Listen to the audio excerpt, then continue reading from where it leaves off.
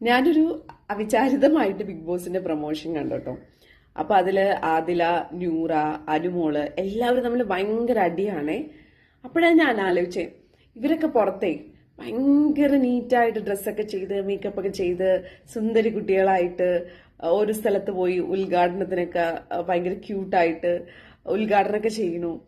പക്ഷെ റിയൽ ആയിട്ടുള്ള അവസ്ഥ എന്ന് പറയുമ്പോൾ നമ്മള് സാധാരണക്കാരെ ആൾക്കാരിനെക്കാളും വളരെ എന്താ പറയാ ഭയങ്കര മോശമായിട്ടുള്ള സംസാരമൊക്കെയാണ് അവരുടെ എന്ന് എനിക്ക് പലപ്പോഴും തോന്നിയിട്ടുണ്ട്. എന്താല്ലേ, ആൾക്കാരനെ നമ്മൾ അഭിനയിക്കാനൊക്കെ കുറച്ചേ പറ്റത്തുള്ളൂ.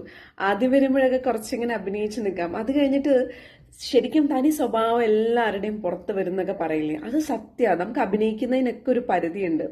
ഒരു പരിധി കഴിഞ്ഞാൽ നമ്മുടെ സ്വഭാവം നമ്മൾ പോലും അറിയാണ്ട് മറ്റുള്ളവർക്ക് ശരിക്കും മനസ്സിലാവും. അതാണ് ശരിക്കും ഈ ബിഗ് ബോസ് എന്ന് പറയുന്ന ഒരു ഷോ.